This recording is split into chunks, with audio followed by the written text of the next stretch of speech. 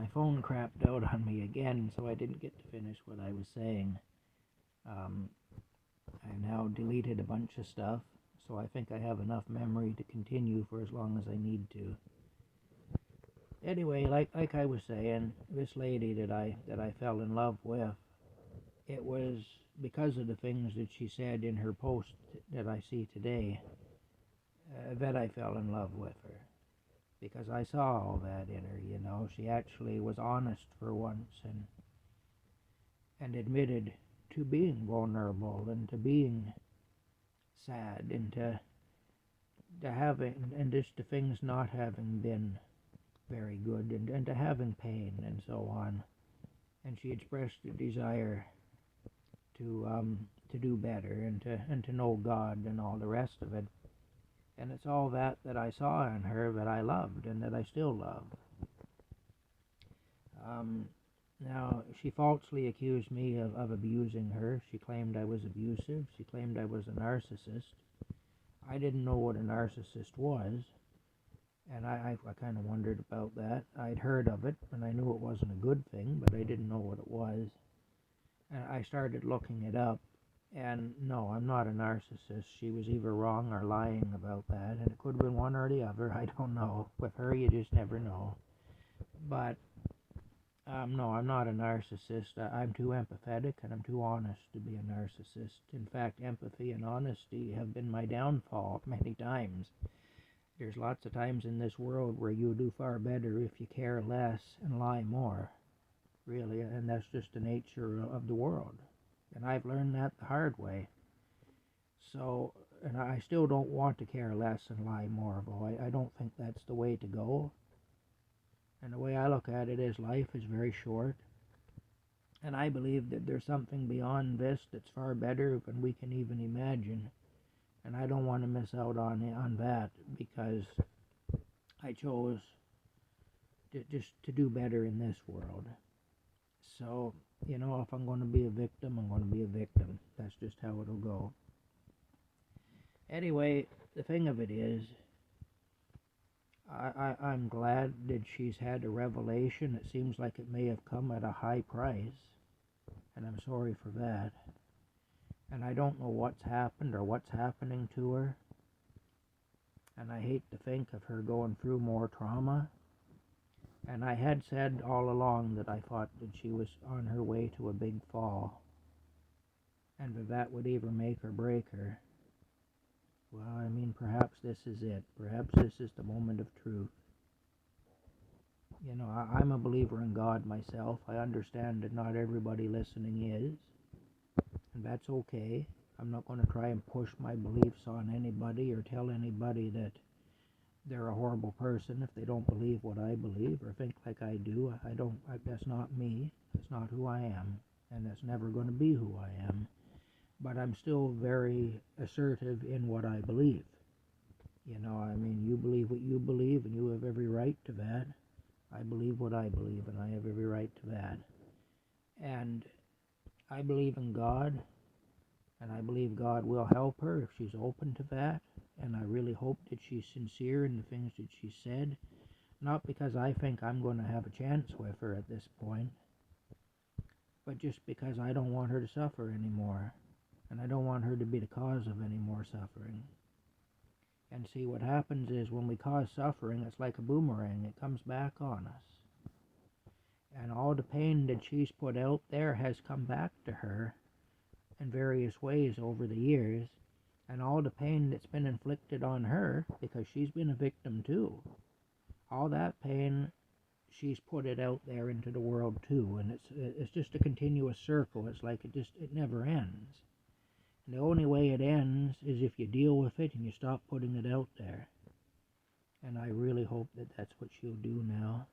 I hope that once she gets past this trauma, whatever it is, and I still don't know what happened to her, but I hope that when she gets past this trauma, whatever it is, that she doesn't revert back to her old ways, that she doesn't get comfortable being the way she has been. I really do, and I've been praying for her ever since we fell out, and I'm going to continue to pray for her. And I'm not saying I want to be reconnected with her or anything like that. This isn't about that. This is just about the fact that, we're all brothers and sisters here. And despite the fact that we have fallen out like we have, she's still my sister. In a spiritual sense. I don't mean in any other way, because that would be really weird given the fact of how I wanted to be involved with her. But you know what I mean. She's not my biological relation by any stretch of the imagination, but she's still my sister in spirit. And that's what I mean for anybody who might be wondering when I call her my sister. That's what I'm talking about. I'm talking about a spiritual connection that we all have. I regard all you people out there listening to me right now as my brothers and my sisters. And so, in a spiritual sense, yes, my dad was pretty prolific, but he wasn't that prolific. He didn't have hundreds of kids, I'm sure of that. And I see I've got 300 and some odd followers here, so watching this channel, and I appreciate all of you anyway, and I hope that you all get something out of the things I'm telling you, and I hope I'm not coming across as a jerk or as sanctimonious or condescending or anything, because I sure don't mean to.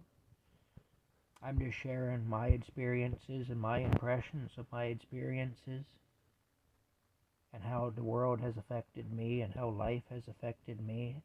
This situation right now with this lady, it's put me into an awful, it's just really disturbed me. Broke my heart to see her laying there in a hospital bed. Anyway, I guess that's it. I really don't have anything else to say on the matter right now, but maybe just seeing this will make somebody think, somebody dealing with a similar situation to what I have dealt with. It might just cause somebody to think. There might be somebody out there who needs to see this and to hear it. And if so, I really hope it helps. And I really do hope this lady that I had all the trouble with, and that I do still love, romantically and in a spiritual sense, even though I have no intention of reconnecting with her at this point, and I don't know about the future, but it would take a miracle, I think, at this point, for me to really go down that road again. And nothing's impossible with God, but I certainly don't. I'd be dragged kicking and screaming by God back into that at this point, really, because the trust is broken, and once that happens, it's a tough old thing. But even so, I do wish her the best. I hope that whatever's happened to her I hope there's some good can come out of it, because otherwise it has no value. It's just trauma for trauma's sake if no good comes out of it. So I hope the good comes out of it. And I hope she gets better. And I hope she goes on to be the kind of a person she says she really wants to be. I believe she has it in her to be that kind of a person. I wouldn't have fell for her like I did if I didn't see that in her. And one thing about me, I've had enough stuff happen with other people, but I am kind of good at sizing people up. And I see a lot of bad in her for sure, but I see a lot of good too. And I'm hoping that the good will outshine the bad now. I really am. That'd be a wonderful thing if that could happen. And if she could have some kind of a decent life and not be living in the pardon me, it's just very frustrating for me. I don't curse very often, but yeah, I'm just beside myself. Just living in that hell that she has built around herself. I really would love it if she wasn't doing that anymore. And as you can tell, I'm quite emotional about it, so, before I have another slip of the tongue and use another bad word, I'll just leave it at that. Talk later.